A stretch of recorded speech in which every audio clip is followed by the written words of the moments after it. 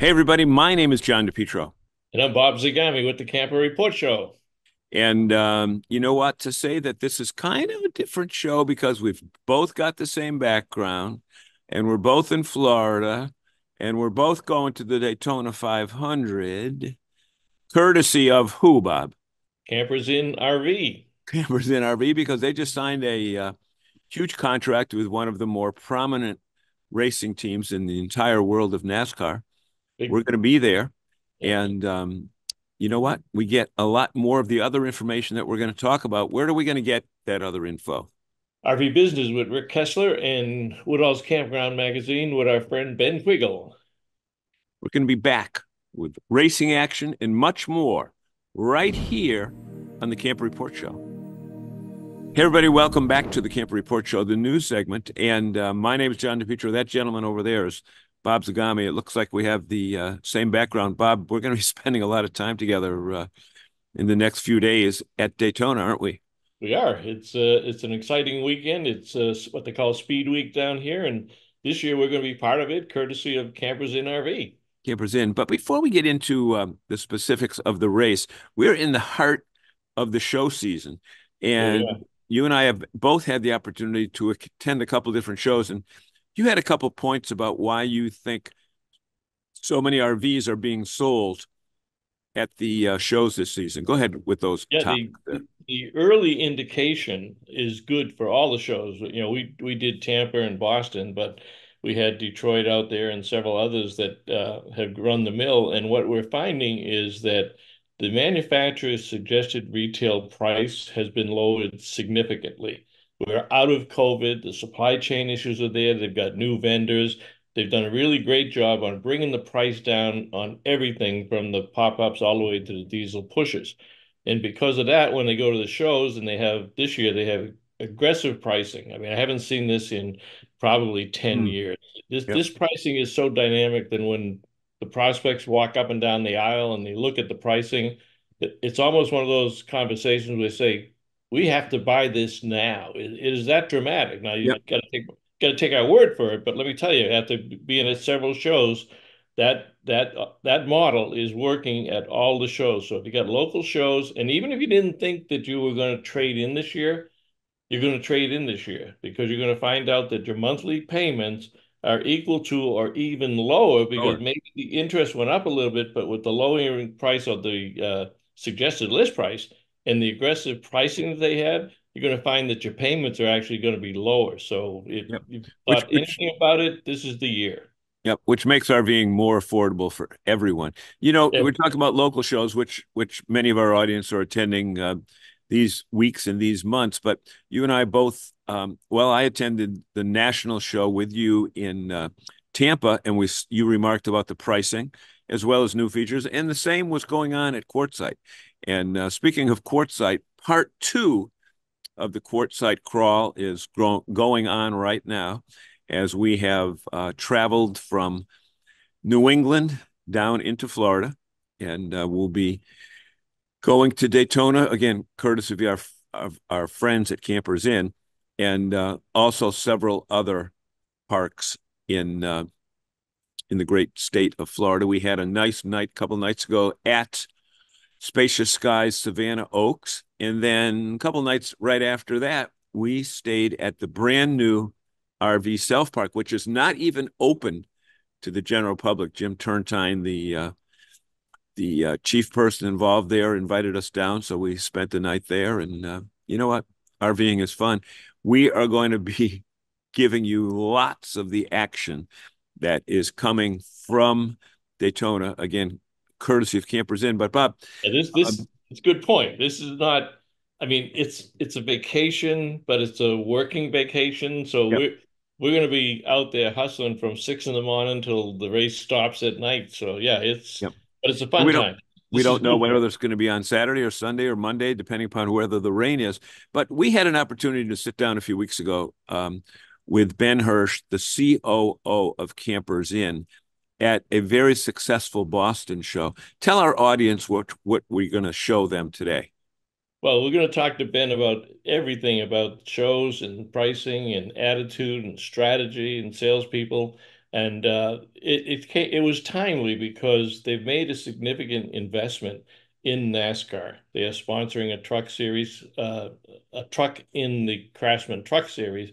They have sponsors on Xfinity cars, and they will have the Campers Inn logo and colors in the Daytona 500. Now, it's obviously subject to qualifying, but they got a great team and great drivers, and you're going to be seeing them all around the country. You know, with their 38 locations, there's tracks all close to those, and they've got an arrangement where in many of these tracks you're going to see a display of Campers Inn RVs and fifth wheels and motorhomes, and they will also be doing mobile service in the infield for people because campers love NASCAR. So in the heydays, you might have 10,000 RVers at something like Talladega or Daytona, or Michigan. So they've got an arrangement where they've got an entire fleet of Alliance fifth wheels and Ford trucks. You'll see them all over the place. You'll see them at the tracks, and they'll be doing service. So follow Campers Inn RV in their NASCAR journey, because this week it's the kickoff, the Daytona 500. Unlike other sports, this is their all-star show. This is the best of the best, and they start the season with that. Isn't that right? Yep. Where baseball comes in the middle, football comes at the end. This is the race. Right at the beginning. And you know what? Our host at Campers Inn, Larry Peter, always likes it when we mention him on the air. So we're going to say we'll be spending a lot of time with Larry over the next few days as well. John, do you think we should mention Larry Peter while we're doing Larry who? Larry who? Larry Peter? Yeah. Oh, yeah, I think we should mention that because we wouldn't be here without him. He's in charge of hospitality as well. Well, he's also in charge of the Campers Inn NASCAR program, and he knows everybody, John. Everybody. We will be back with that special interview with Ben Hirsch right after this. Whereabouts, Bob? On the Camper Report Show. Stay with us, everyone.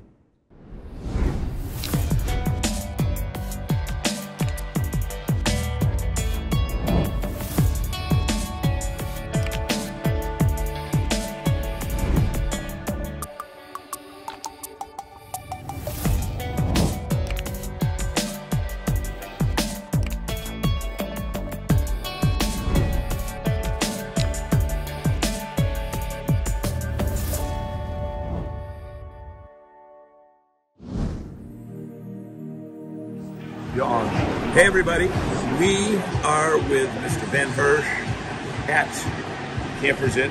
We're at a big show in Boston. And Ben, along with Bob Zagami.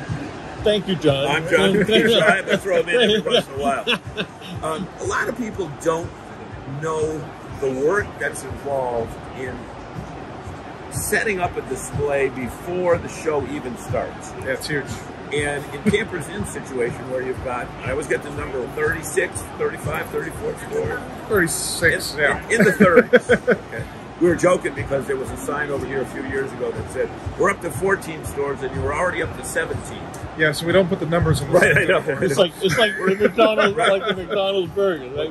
We'll stop putting the numbers. But especially in the case of Campers Inn, where you may have multiple shows going on because your geographic area is so big. Well, this weekend you have six shows. We're in six different shows. Six shows all across the country. Yeah. So staffing, number one, especially in New England where you've got 5 locations and at least 2 shows going on. Yeah. You have to decide what personnel are going from each store. But when is that decision made? I'm sure it's months before the show. It is. Yeah. So for us as a company, we're pretty much I work with the sales directors and the vice presidents, and we started 6 to 8 weeks ahead of time for the shows on picking staffing, saying, okay, we have these shows on this weekend. Who's going to be the primary person? So, for example, here in New England, Greg, our regional sales director, is the guy that kind of quarterbacked a lot of that. And Toby, he tapped on to do it. And then we have, at each one of the shows, we have someone a little bit different. And then they tell us, hey, we need this many more salespeople, this many more finance personnel, or whoever, and then we figure out how to allocate that. Because it really is, you're really almost setting up a dealership. We are, right. Yeah. We're setting up dealerships for a weekend. Well, yes. I would think too that one of the biggest challenges is what do you bring to each show. And that always comes up in critiques after the shows where somebody will say, well, I didn't see this product, or I wish they had this product. But your strategy, I would assume, is what's selling best or what's new.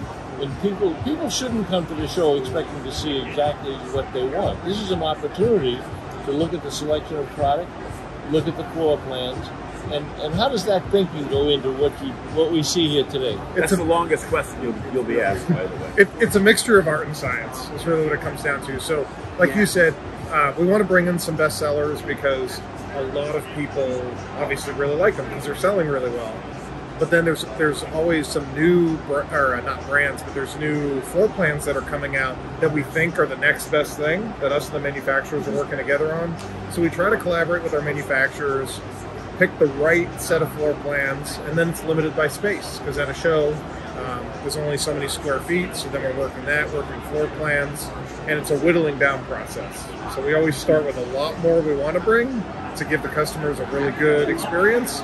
And then it's what do we think is going to be the right mix of the art and science. Well, I like your analogy to the science aspect of it because when you have as many stores as you have, what works here in New England may not work in the Southeast or something. So talk about that a little bit.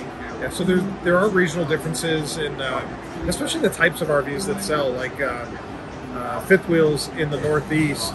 If you look at the ratio of travel trailers to fifth wheels, isn't as fifth wheel oriented a market as maybe in Florida or in the Southeast. So what you bring to a show is going to be slightly different based on that. And then some floor plans sell well in one part of the country, and another part they might not sell at all or sell much differently. Yeah, not just the style of a bumper hitch versus a fifth wheel. And it could be retiree population versus more family-oriented versus exactly. And then it's also the socioeconomics of the area and what that area is more likely to buy. So there's truly a lot of factors that go into it. And sadly, like we can't please everybody at the shows, but the strategy is try to give as many people a really good shopping experience as possible. How many units did you bring? And I'm going to go play with the music. Can you say that there is one or say three that you think will be the best sellers? And when you plan it out and you think these are going to be the best sellers, are you right or are you surprised? Depends. So how many did we bring to this particular show? I think we have about 70 units this year. That's what I thought, yeah. Plus or minus. Do we think we have some ideas of what will be our best sellers? Yes, but I'm not willing to put the guesses on them because we're wrong more than we're right. Because, and that's part of that art of it is that oftentimes a floor plan that's a new floor plan does really well. And then an existing floor plan, maybe the customers have seen that a few times and it's not as unique to them. So it's tough to really guess at a particular show what's going to be your best seller. Yeah. Do you do a post-show analysis of what moved and what was a dog and not to bring next time around? Yeah, we do. We definitely do post-show analysis to figure out lessons learned. Sometimes it's floor plan specific, but other things is, for example, this show, I think of this space. Did we have it set up well? Were the customers comfortable? Do we have enough space in the aisles? Did we have the right mix of trailers to fifth wheels to motorized? So there's a lot of things that we listen to the sales team, then we get the managers together, and we, my military background, we call it an after-action review, but that's what I call it. We do an AAR to basically find out what can we do better the next time. Well, you know, one of the things that I noticed this year, and I'm not sure who did it, but whoever did it was genius. When you look at the display, all three sides face an aisle to the customers. Some dealers build a little conclave and they get people in. But how did that, I was amazed when I said I've been doing this for a long time. How did that come about? I don't think it's been that way before, but no. I think that was brilliant. So it was the first year we did it this way. So we have some actually facing to the outside, and then there's some aisleways in from those areas. Obviously, I see what you mean by that. So on all three sides, we have some vehicles facing out. And so during the planning, and this wasn't my idea, so I'm not going to take credit for it, But during the planning, they looked at it and they said, okay, we could face them all in, but we're actually going to lose some usable space. And the estimate that I heard was we were going to lose about 5 to 7 units. So we wouldn't have been able to bring those in. So the idea was, well, let's try actually facing them out, which may kind of be inviting for people to come in. And at the same time, we get more RVs in the display and more selection. Well, to show you how smart I am, as they were setting up the other day, and I looked and I said, this is facing the wrong way. So I went up to Greg and I said, hey, Greg, are these backwards or facing the aisle? He said, oh, no. But the amount of people that you grab just out of the aisle that will then come into the booth, like I say, it's a big star for that one. No, we're not going to go into numbers about how many units you sell at a show, but let's talk about the follow-up to customers that you might have had their name or address, and for whatever reason, they didn't have, I mean, here's a Grand Design unit right here, but they didn't want that size. Yeah. I've heard people say that they're selling customers up to 6 or 8 months, almost a year after the show, because they were waiting for a certain model or waiting for a certain variation to come in.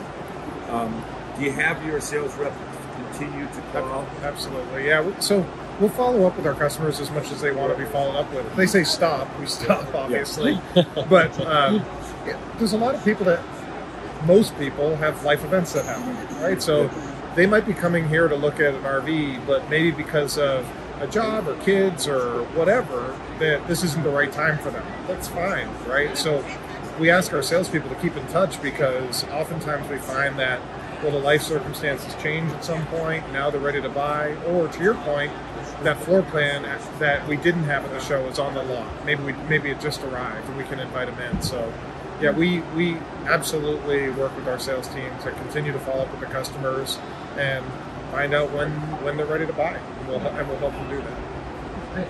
Interesting. Yeah. No. In terms of your planning process before the show, who's involved in that planning process? I mean, you have such a large staff. Yeah. And you have to depend on them, in terms of how they know their own territory and stuff. How long does that process take? So it depends on the show, because some shows are just for one store. So the lead for that one will generally be the general manager of that store with some support from their regional team. But a show like this one, where it's a large show, and we have five of our stores participating, the regional team really has to quarterback that. Otherwise, it's going to be too many people with too many different ideas. So that piece depends on the size of the show and how many stores are participating. But I'm not kidding when I say we have a checklist that we go through, and it identifies at how many weeks ahead of time what we need to be doing, because it's everything from reaching out to the manufacturers to make sure we have the right inventory coming, making sure that marketing's involved so that we actually have the right pricing signs, making sure that we actually have the right number of staff to support. We have the administrative support, because even here, not everybody that's here is a salesperson. We have some people that are helping, making sure that the customer experience is good, so they help out with logistics and different things. So there's a lot of pieces that we have to pull together to make it happen. Another interesting aspect of that is during between move-in and by the time you move out, the stores are still operating. They are. So you still have to have somebody back at the ranch. We do. To do that, right? Yeah. So at four of our 5 stores here in New England, for example, we have sales staff and some sales managers at the stores for the customers that don't want to come to the show. Mm-hmm. So we work on that, and if all possible, we keep the store open when the show's going on, because there are some customers that just, for whatever reason, they don't want to come to the show, or maybe they're from the other, like geographically, an hour on the other side of a store, and they don't want to drive 2 hours to a show, maybe. Look at it from the other side of the coin, the manufacturers and the relationship that you have over the years with these manufacturers. You Campers Inn, have to be a valuable asset to them in terms of to represent you, right, come to your show, your display, the reputation that you have, but also the feedback that you can give them when they're designing a new product, because you're bringing the input not only from the executive team, but your general managers and even your customers. Your customers are driving a lot of that. So when you go to them and say, look, we need a change in this floor plan to do this, this, and this, they're going to listen to what Campers in. Yeah, so we like to think we have really good relationships with our manufacturer partners, and it's a partnership. So when we partner with a manufacturer in a particular store, it's not just because, hey, they make RVs and we want to sell them. It's because we believe in their product. We think it's a good value for the customer. We think it's something that our service department is going to have a good experience on the back end with. So there's a lot that goes into it, and I like to think that our manufacturers listen to us on product, and then we listen to the manufacturers when they have, because they come to these shows with us. So they will come up to me and say something like, hey, Ben, have you thought about doing this different at a show? I've seen these things different. It's been really successful. We listen to them as well because they're really experienced at what they do. Well, you know, one thing that caught my attention today, you mentioned it just a little while ago, was pricing. I've looked at a lot of these signs. You have priced units to sell. Those are amazing prices. That, you know, the consumer's going to go down the aisle and say, you can buy that for that. I mean, the pricing, and that's, I think, it's where the industry is today. We exploded the pricing so much during COVID. We priced some people out of the marketplace. But I think all the manufacturers, and certainly when I look at your signage here, you have got a lot of products under that $30,000 mark that people can get into easily now. But he's got the Tiffins over there too. Yeah. Got the Tiffins. Yeah. I mean, there's so many that you've got that are under $200, $300 a month. Is this a question or lecturing him? What's that? Is this a question or are you lecturing him? Well, I'll stop and turn it into a question. We'll turn it into a question. See, we've been doing this so long. He thinks he's going to be an interview. Okay. But I'm sure that was a big factor in how you set up for the show. It's intentional, and we're doing that across the entire company. So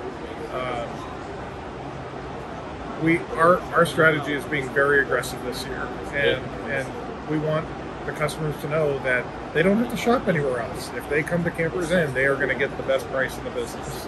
And that is 100% the message we're trying to send, and obviously it's working if you noticed it. In so much of your advertising, you say America's largest family-owned dealership, okay? I see you here last year, your uncle was here, right? And I look over there, his son Aaron is here. Yep.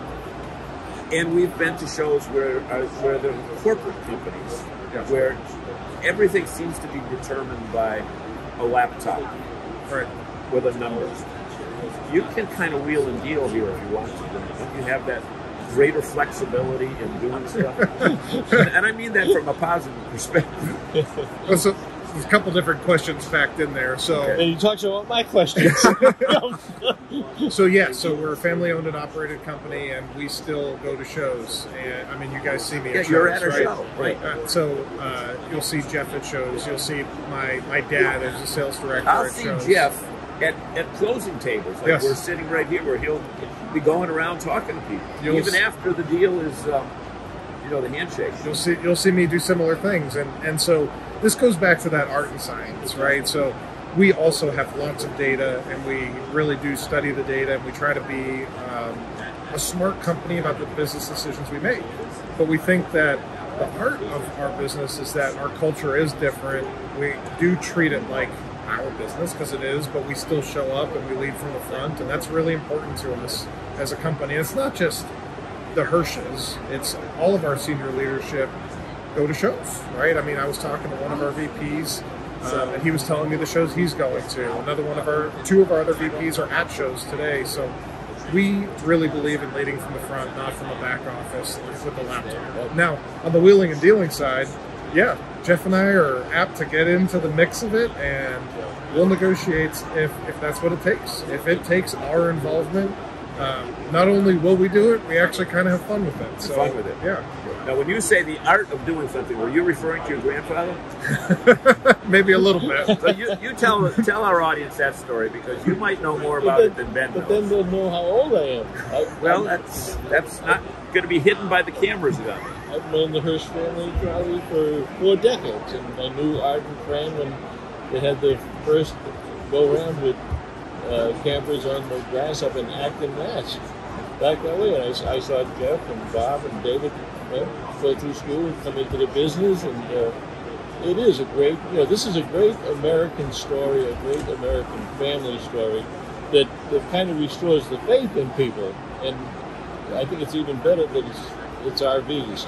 If they were building something else, I don't think it would be as much, and you hit the magic word, it's fun. I mean, you gotta get out of bed in the morning and go to work, it should be fun. And if you get a chance to sell fun and have people make memories, it's even better. Great. Yeah, no, I mean, we still love what we do. Yeah. You can't be doing this. On the family side, you look at my uncle, you look at my father, you look at some of the family members, and they love what they do every single day when they go and do it. So I don't know.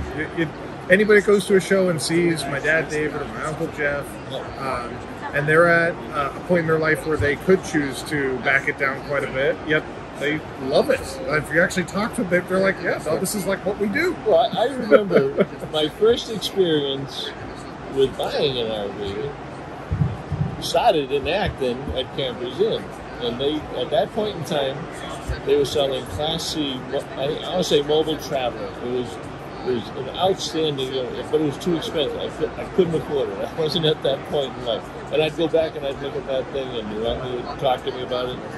I can't afford that. I'm probably talking about $15,000 several years ago, and went back and forth. But I've been a customer with Campers Inn, and it was a great experience. And I think a lot of consumers, that's what you get out there, and I think that's the family aspect that you're not going to get. And everybody does well in their own way, but if it's a big corporate mega dealer with corporate goals and stockholders and Wall Street looking at everything you do, they just can't compete with this type. I can't sit down. We can't sit down like this with a major corporation individual in the RV industry.